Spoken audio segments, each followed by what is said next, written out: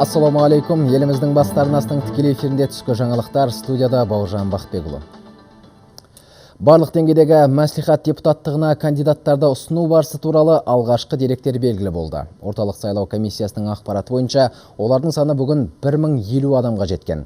Соның ішінде 107-сі Астана мен Алматы қаласының өкілдері. 804 адам аудандық деңгейдегі, тағы 139 кандидат қалалық мәслихаттарға ұсынылған. Үміткерлердің екеуі партиялар атынан болса, 1048-і өз-өзін ұсынғандар. Айта кетейік, кандидаттар тізімінде 16 ұлт өкілі мен әртүрлі саланың мамандары бар. Орташа жасы ұсынылған кандидаттардың 41 жас.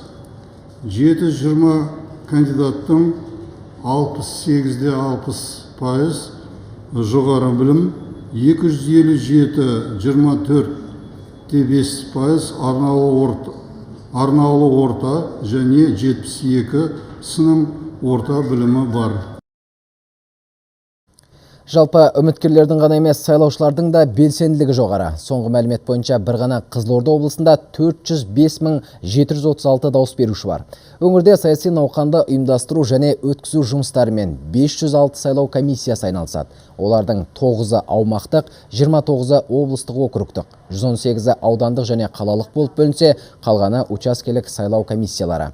Бұдан бөлек сайлау күні өңірде арнайы негіздегі 24 жабық сайлау учаскесі жұмыс жасайтын болады.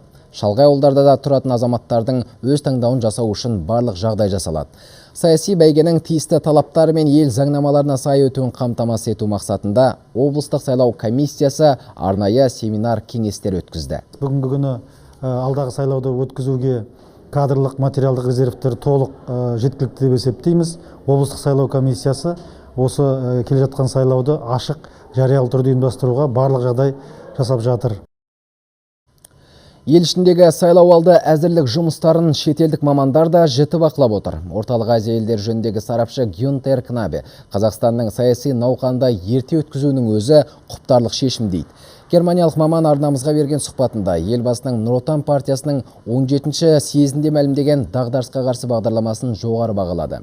Гюнтер Кнабе Нұрсұлтан Назарбаев атаған міндеттерді мүлтіксіз орындау, жаңадан сайланатын депутаттарға үлкен жауапкершілік артатындығын айтады.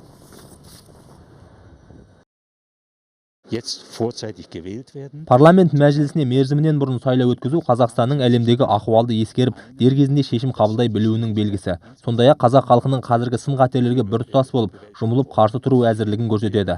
Қазақстан орталық Азия аумағындағы тұрақтылықтың үлгісі. Болашақта да солай болатынына сенемін. Жаһан жаңалықтарынан аз кем ақпарат. Еуропаға табан тіреген босқындардың арасында із-түзсіз кеткендердің саны көбейіп келеді. Әсіресе кәмелетке толмағандардың қатары көп. Шамамен 10 мың жеткіншек жоғалған. Бұл мәліметті Еуроодақтың полиция қызметі таратты. Ересектермен еріп келген босқын балалардың басым көпшілігі Италия аумағында жоғалып кеткен. Құзырлы орган мамандары олар адам саудасы құрбандарына айналған болуы мүмкін деп отыр. Жалпы өткен жылы кәрі құрлыққа кәмелет жасына толмаған 26 мыңға жуық босқын келген. Швейцария билігі талайды таңғалдырған бастама көтерді. Әрбір ел азаматына ай сайын 2250 еуро жәрдемақы төлеу туралы. Қызығы, мемлекет тарапынан берілетін бұл көмек жұмыс орнының бар жоғына қарамастан барлық тұрғындарға беріледі. Жергілікті ақпарат құралдарының хабарлауынша аталған ұсыныс бойынша жалпы халықтық дауыс беру осы жылдың маусым айында өтеді. Қазақстанда бүгіннен бастап доллар мен евроны сату және сатып алудың ауытқу шегі кеңейтілді. Ұлттық банктың тиісті қаулысына сәйкес ақш валютасын саудалаудағы бағамның ауытқуы 6 теңгеден, ал еврода 7 теңгеден аспауы тиіс.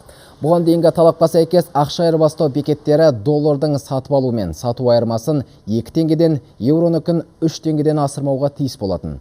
Ал Қазақстандағы қор биржасындағы аптаның алғашқы саудасында ұлттық валюта біршама нығайды. 1 долларға шаққандағы теңгенің орташа бағамы 361 теңге 42 тиын деңгейінде тұрақтады.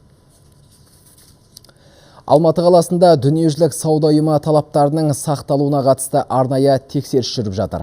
Ұйым бекіткен ережеге сәйкес төмендетілген кедендік салықпен Қазақстанға келген тауарды Еуразиялық экономикалық одақ құрамындағы елдерге қайта экспорттауға тыйым салынған. Бұл талапты орындамаған кәсіпкерлер әкімшілік жауапқа тартылуы тиіс. Ал сырттан импортталған өнім одақ елдеріндегі нарыққа сату мақсатымен әкелінсе, онда сол тауарларға Еуразиялық экономикалық одақтың бірыңғай кедендік тарифі бойынша салық төленеді. Ал оның мөлшері дүниежүзілік сауда ұйымының тарифтерінен әлдеқайда жоғары. Айта кетсек, еліміз ұйымға мүше атанғаннан бастап кедендік тарифтер 10,4%-дан 6,5%-ға дейін төмендетілген болатын. Алматы қалалық мемлекеттік кірістер департаменті қызметкерлерінің айтуынша, бұл шара жалған кәсіпкерлікке тосқауыл қоюға септігін тигізеді. Бүгінге дейін төмендетілген тарифпен елімізге 41 салық төлеушінің 3,5 миллиард теңгелік тауар жеткізілген. 11 кәсіпкерге қатысты тексеру жұмыстары жүргізілуде. Қарағанды облысында азық-түлік бағасы арзандай бастады. Аймақта әсіресе отандық өнім түрлерінің құны біршама төмендеген. Бұған облыстағы отандық тауар өндірушілер қатардың көбеюі себеп болған. Әріптесім Ардақ Асылханұлы жергілікті дүкендерді аралап, баға нарқын бағамдап көрді. Қарағандыда баға саясатында айтарлықтай оң өзгерістер байқалады. Облыстық статистика департаментінің мәліметтеріне сүйенсек, азық-түліктің кейбір түрі анағұрлым арзандаған. Оның қаншалықты рас екенін өз көзімізбен көру үшін қаладағы ең ірі орталық сауда нүктелерінің біріне әдейілеп бас сұқтық. Бірге көрейік. Байқағанымыз арзандаған азық-түліктің көпшілігі көкөністер.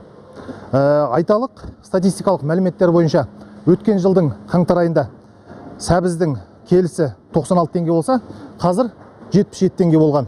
Келесі картоп өткен жылы 90 теңге болған, қазір 59 теңге. Келесі пияз өткен жылы статистикалық мәліметтерде 94 теңге болыпты қаңтар айында. Ал қазір 60 теңгеге арзандаған.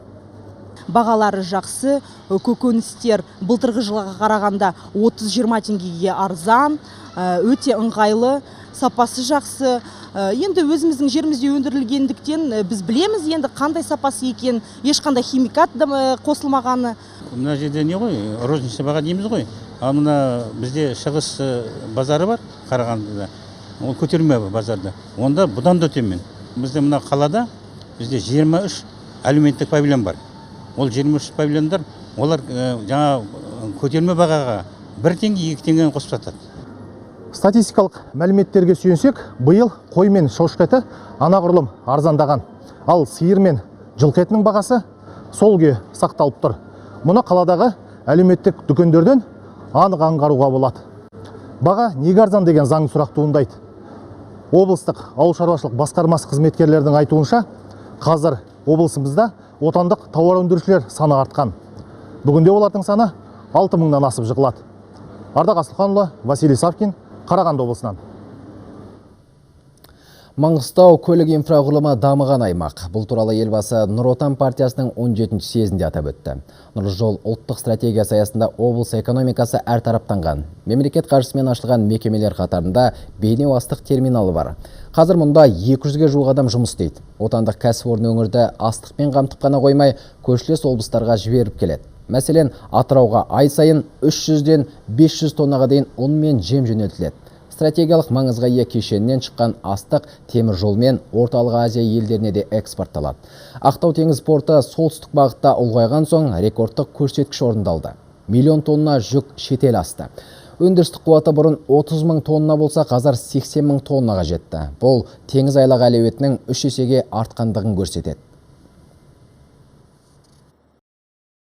Иран очень крупный потенциальный. Еліміздің солтүстік өңірлерінен келген астық теңіз жолмен Иран Ислам Республикасына экспортталады. Одан әрі Ирак пен Ауғанстанға жол тартады. Темір жолдар мен терминал парктерін дамытуға бөлінген мемлекеттік қаржы негізінен отандық азық-түлік нарығын тұрақтандыруға бағытталған. Семей қаласында иіс тиіп улану оқиғалары жиілеп кетті. Өткен бір тәуліктің ішінде 6 адам уланса, оның біреуі бала. Ал қаңтар айында 20 адам түтіннен уланып, олардың 3-еуі қайтыс болған. Мамандардың айтуынша тұрғындар өрт қауіпсіздігін сақтау талаптарына салғырт қарайды. Осыған орай төтенше жағдайлар басқармасының қызметкерлері үйлерді аралап, пешті жағу кезінде қауіпсіздік шараларын қатаң сақтау керектігін ескертуде. Негізгі атқарылып жатқан жұмыс мына адамдарға мас күйінде төсекте темекі тартып ұйықтамауды, пеш құрылымын тазалап, соны жақсы сақтауды түсіндіріп жатырмыз. Түнге қарсы пешке көмірді көп салмауды, сондай жұмыстарды атқарып түсіндіріп жұмыстарын жүргізіп жатырмыз. Бүгін еліміздің бірқатар аумағында жауын жауып көктайғақ пен қарлы бұрқасын болады. Осыған байланысты төтенше жағдайлар комитеті сақтық шараларын сақтауға кеңес береді. Ауа райын болжаушылардың мәліметі бойынша Атырау, Батыс Қазақстан және Ақтөбе облыстарында тұман болады деп күтілуде. Жамбыл, Маңғыстау, Павлодар, Қарағанды мен Шығыс Қазақстан өңірлерінде желдің екпіні секундына 15-тен 20 метрге дейін жетеді. Тек республиканың оңтүстік батысында жауын-шашын болмайды деп күтілуде. Әзірге айтарымыз осы, кешкі жаңалықтарымыз 16:00-де.